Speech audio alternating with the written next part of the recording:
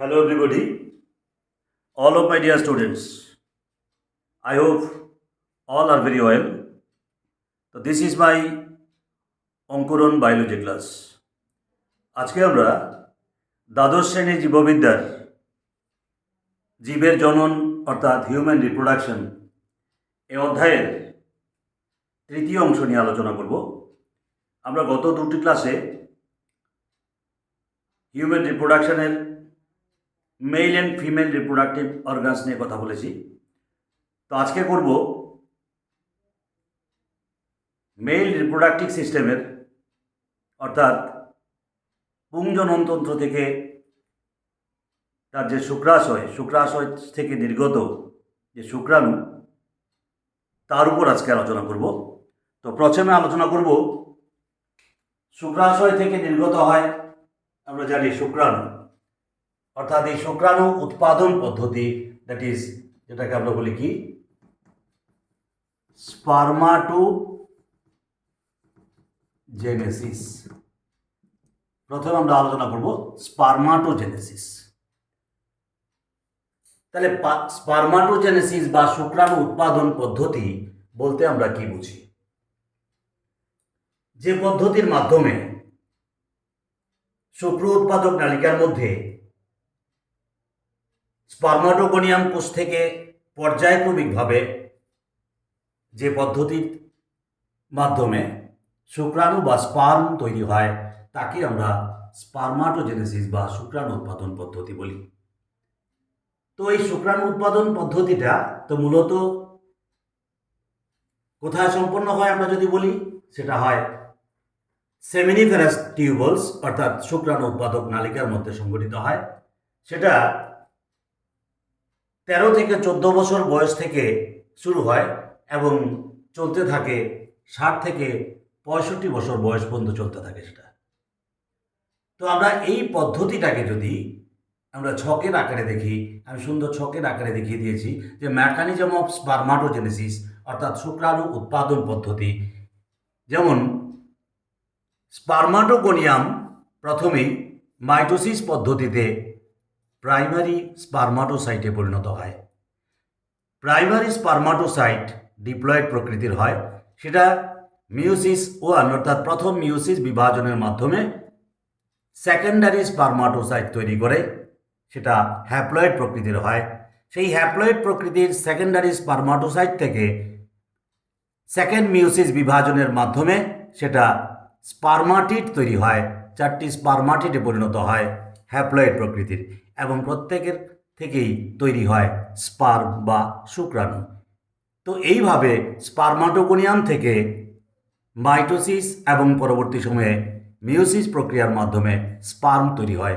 Total এই প্রক্রিয়াটাকে আমরা বলি কি স্পার্মাটোজেনেসিস বা শুক্রাণু উৎপাদন পদ্ধতি।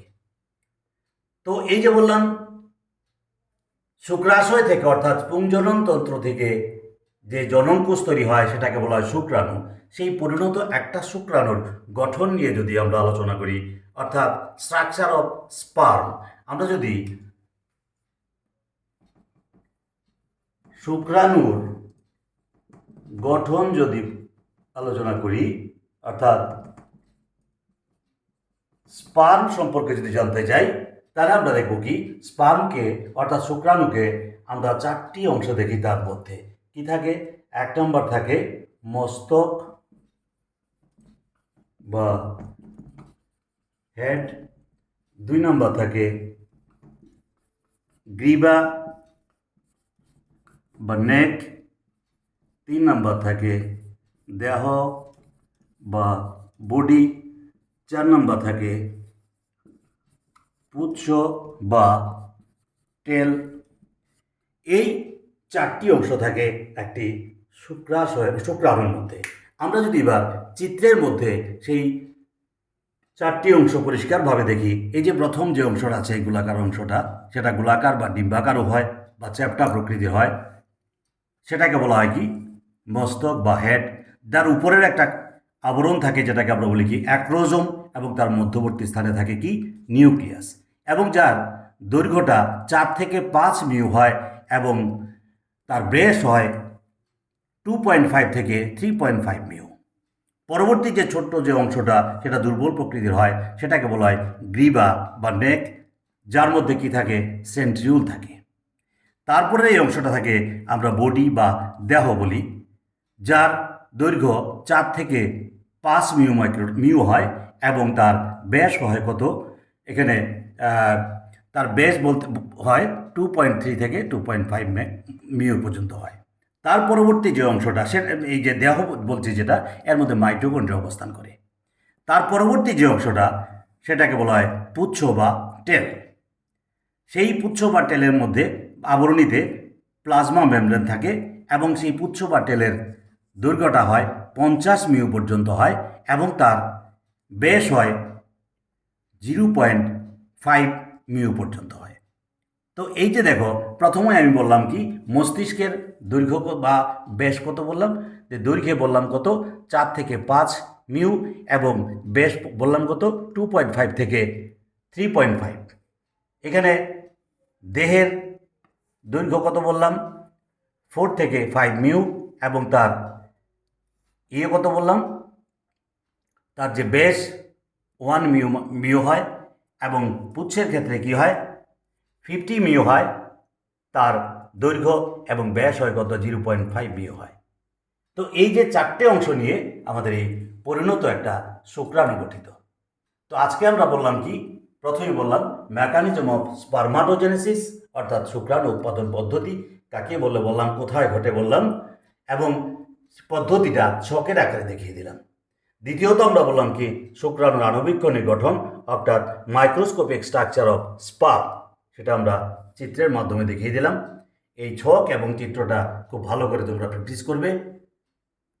তো আশা করি তোমাদের বুঝতে কোনো অসুবিধা হয়নি। আজকে আমরা এখানে রাখছি, আবার পরবর্তী ক্লাসে তার পরবর্তী অংশ নিয়ে আমরা আলোচনা করব। সবাই ভালো থাকবে। আমি আবারও বলছি, এই চ্যানেলটাকে তোমরা খুব বেশি বেশি করে সাবস্ক্রাইব করবে, শেয়ার করবে এবং লাইক করবে, কমেন্টের মাধ্যমে জানাবে কোনো প্রশ্ন উত্তর থাকলে। সবাই ভালো থাকবে।